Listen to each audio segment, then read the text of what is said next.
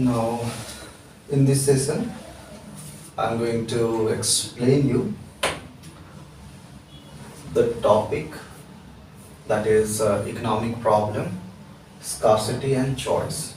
Okay, so this is the name of this particular chapter. You can say. So here, economic problems. So what are different kinds of problems we face in different kinds of economic systems? Okay, so those things we will deal here. So here, economic problem belong to scarcity and choice. It means you already know that economics it is all about making choices. If you have constraints or if you have a scarcity of the means or the resources, and each one of us has you can say limitation of resources. So you also have limitation. You have to decide under the constraint, means whatever resources you have, only that much resources you will have to use, because nothing is infinite. Okay, so under the constraint of the resources, means limited resources, we have to make choices so that resources can be utilized in effective and efficient way. So that's what we are going to deal today. So here, so in case of economic problems, so three questions must be answered to understand the economic system. Okay, because we all are part of economic system, so that's why we need to understand the economic system. And if we are required to understand the economic system, then these three questions we must ask. So what are these three questions? So the first question given, what get produced? It means if there is any economic system, so what kind of thing should be produced? So that's really what get produced. That's the first question. Until we need anything, why we should produce? If you need a book, so that's why books should be printed. If there is no need of books, then why to print that? Okay, it means the needs decide that what to do, means what to produce. Okay, so how producers produce different kinds of products when they get demand from the households. So those things I will explain in detail. So here, step by step I will move on so that you can understand these all things in a better way. So the first, what get produced? By using resources. So by using resources, what different kinds of things which you need to produce? So that is the first question in economic problem.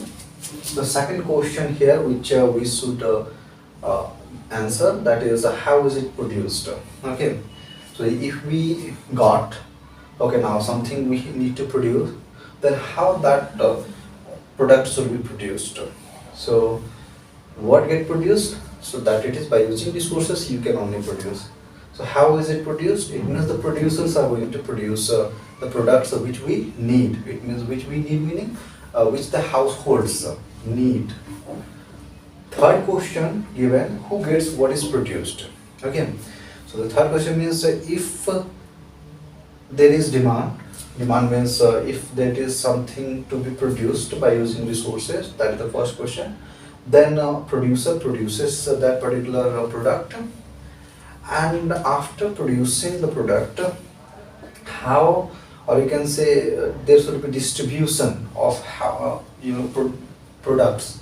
Yes, if producer produced goods and services, so how those goods and services are going to be distributed among people, okay, among people or institutions. So that is the third kind of question. So that's a given, who gets what is produced? So households. So whatever produced by the producers are going to be distributed among households. So that's why I written the first one here. It is means what get produced, that it is produced by using, or you can say by allocating resources. Means going from first to the second step during this process, there it is allocation of resources. It means first we need to allocate resources, then only producers can produce.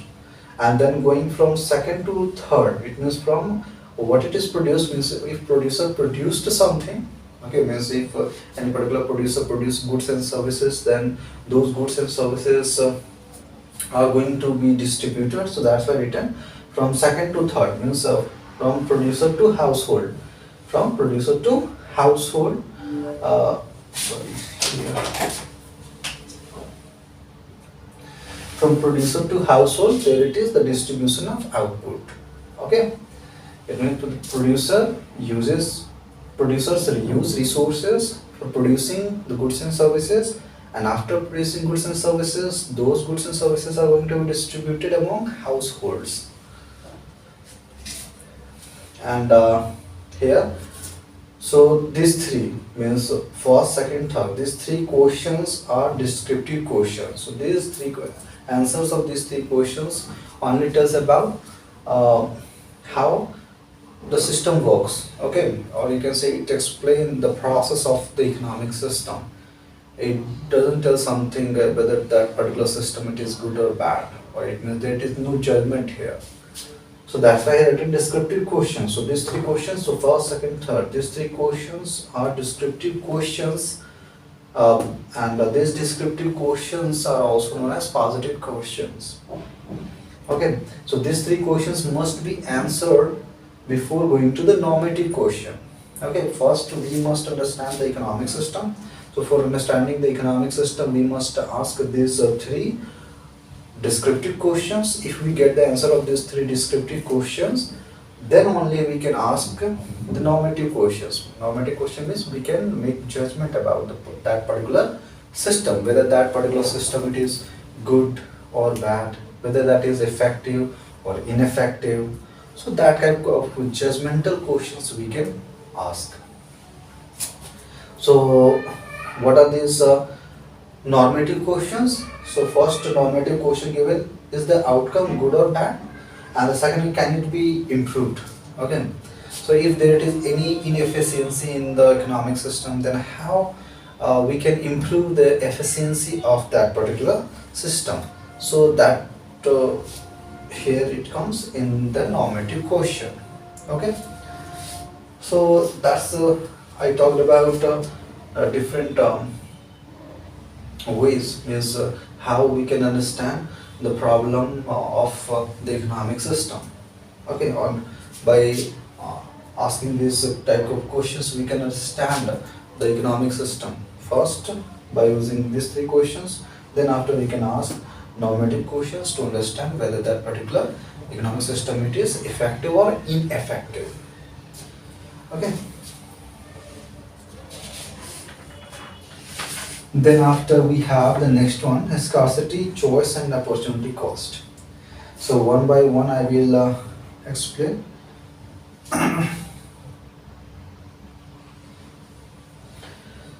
So here, opportunity cost. Okay, so what does it mean by opportunity cost? So next one,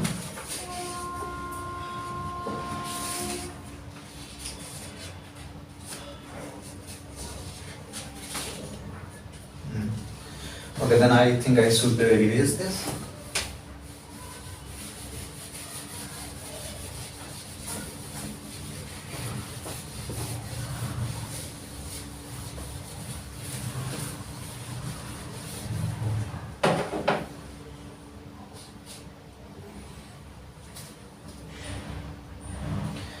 Okay, a scarcity and choice in one person economy.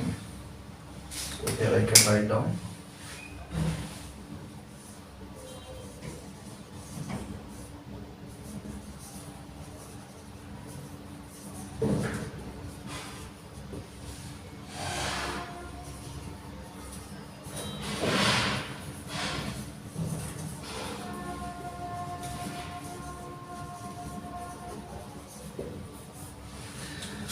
So that is, so scarcity and choice in one person economy.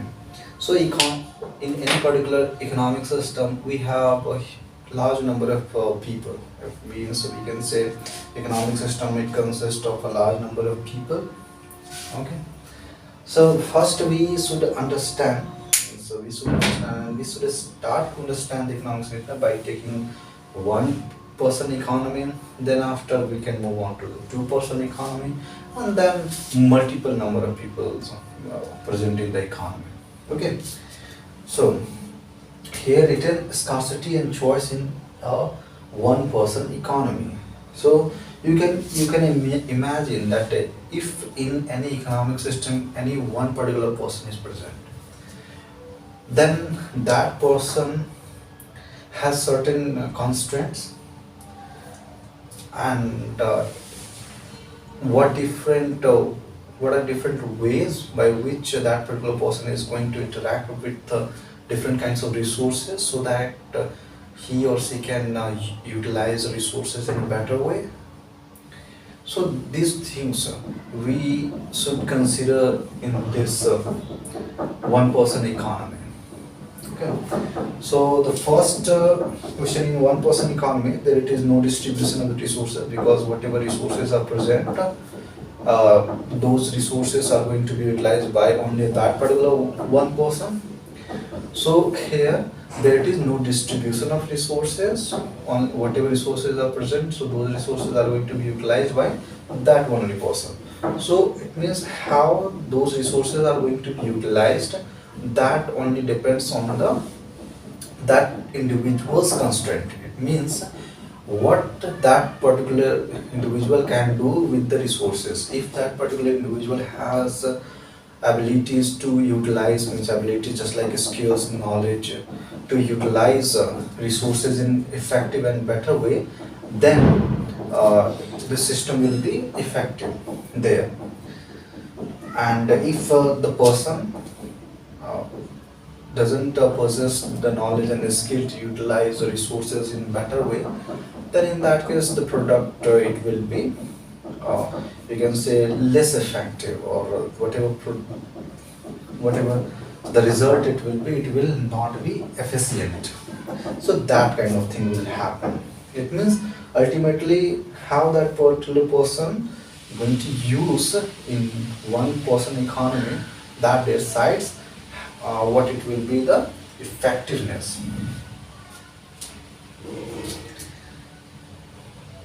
And the second thing is scarcity and choice in an economy of two or more person. Okay, so in one person economy there is no exchange, or there is not you can say distribution of resources. So it means individual's constraint it is going to be the economic system's constraint, or you can say whatever resources are available. So those resources are going to be utilized only by that person, no distribution. But when we move on to the economy in which two or more people are there, then in that case things will change. So how things will change, I will explain.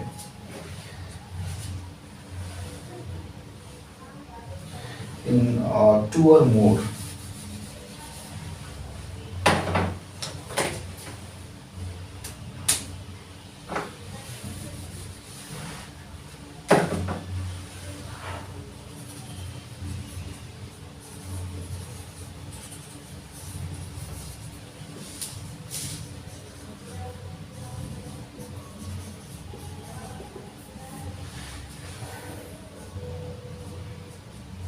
so now here scarcity and choice in an economy of two or more. When the number of people increased, it may be two or more than two, then in that case what will happen?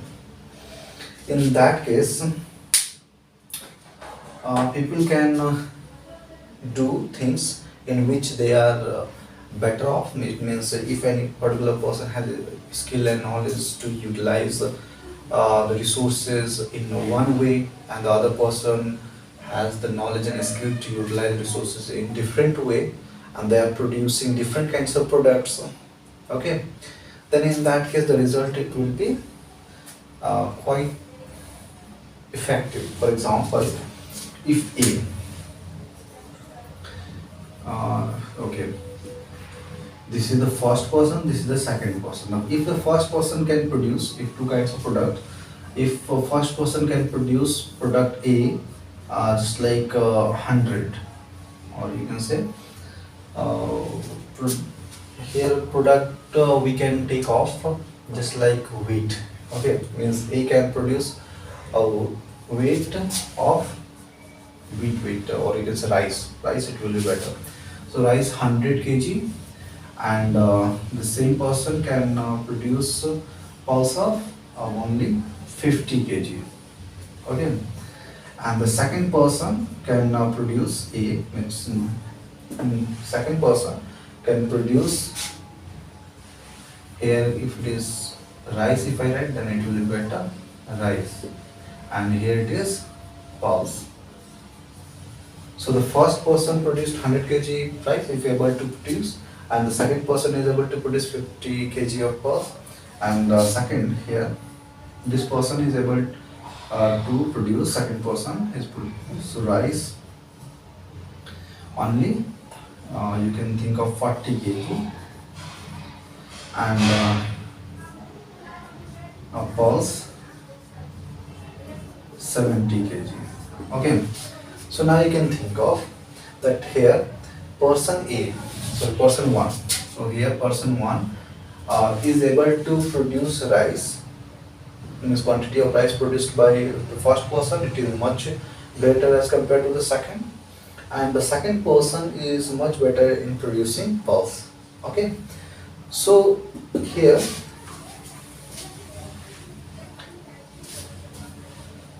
at a time, so if 50%, and during this process if this one it is taking half time, and this one is taking half, so in the same way this one also half of the time and this one also taking half. So if this person producing, it means total amount only for the first case if I am talking about, then this is going to be produced, this is 100 kg of rice and 50 kg of pulse, and the second person is able to produce 40 kg of rice and 70 kg of pulse.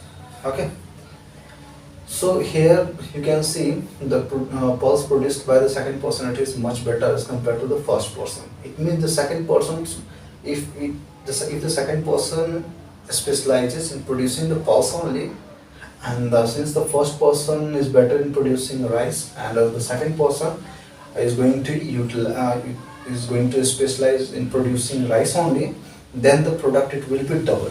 For example, if half time it is going to be taken, then in that case what it will be the total. So here 100 kg by the first person and the second person it is 40 kg. It means you will get 140 kg of rice you will get here, and the second person, if now here there is no specialization of the work, it means both are able to produce both kinds of products, but here there is no specialization, so without a specialization I am talking, and the second person, and here now pulse, so pulse here it is 50 kg and here it is 70, it means it will become 120 kg. It means this much rice and this much pulse without a specialization. So here I can say without. So when a specialization, when they are going to distribute the work, when the works are going to be distributed.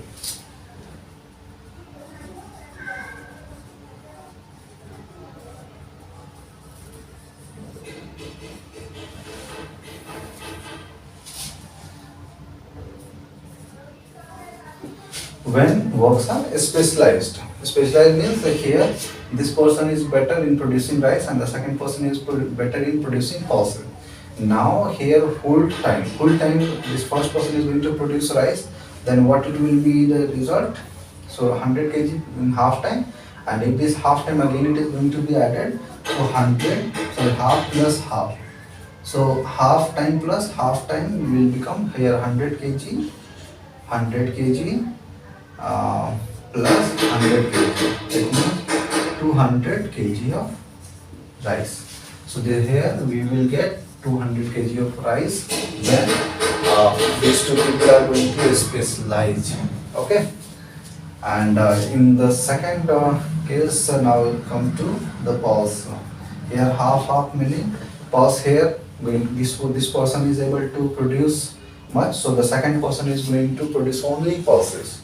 First person is producing only rice, means because here when specialized, so in the second case first person specialized to produce rice only, so that's why we got the product 200 kg, and the second person specialized in producing only pulse. So that's why here two half time it was 70 kg, so half meaning full time if it is going to be, then in that case 70 plus 70, so we will get 140 kg pulse.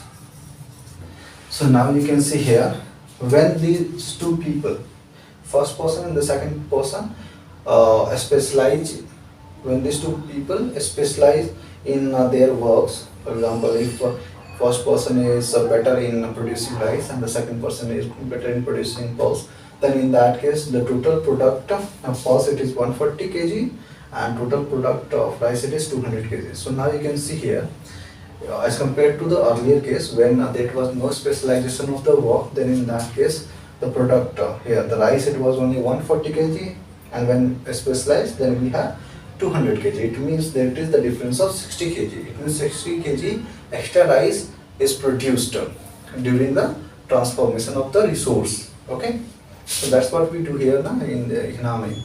What happens in economy, that is the transformation of resources. Okay, so here when specialized, then better product we are getting, and when there was no specialization, then the pulse production it was 120 kg, and when specialized, then in that case we got 140 kg. It means again here 20 kg extra. It means when the works are going to be specialized, okay, then in that case the net total, or you can say the net product, it is going to increase, there it is going to be improvement in the production. Okay, so this is known as comparative advantage. Okay, so specialization and free trade will benefit the trading parties. So, and then after producing they can trade with each other. Trading meaning they can, for example, if the second person needs only 70 kg of rice, okay, so 70 kg means he can keep 70 kg, and 70 kg he can give to the first person, and the first person needs only 100 kg, so 100 kg can be sold to the second person. So that kind of, it means that it is trade-off. So here production increased, production level increased, and now they can distribute, they can exchange, or you can say they can trade with each other, so that both are going to get benefit from this process. So this is known as comparative advantage. So Ricardo's theory. So Ricardo gave a theory about this, that whenever there is specialization and a free trade, there will be benefit to all trading parties. Okay, so that's what here I can write down. Theory of Ricardo's theory of Ricardo's theory of comparative advantage.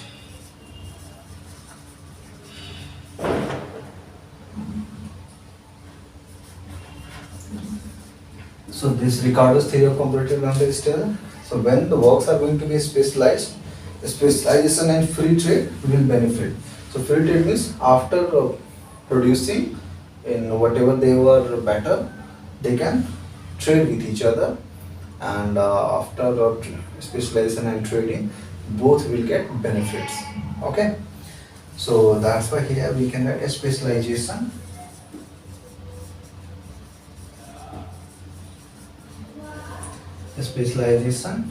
plus free trade. Okay, so here you can say benefit both parties.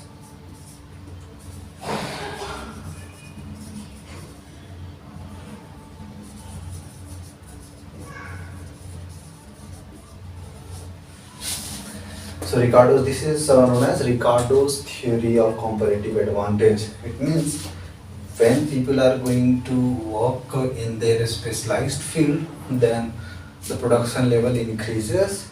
Okay, and after getting increased production level, they can do trading with each other, so that both will get benefit of this.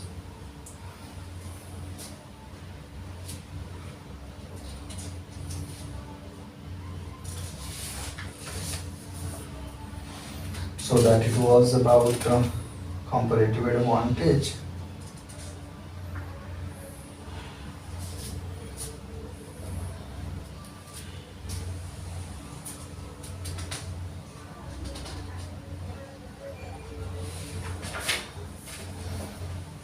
Now next here we have capital goods and consumer goods. Mm, Let me check.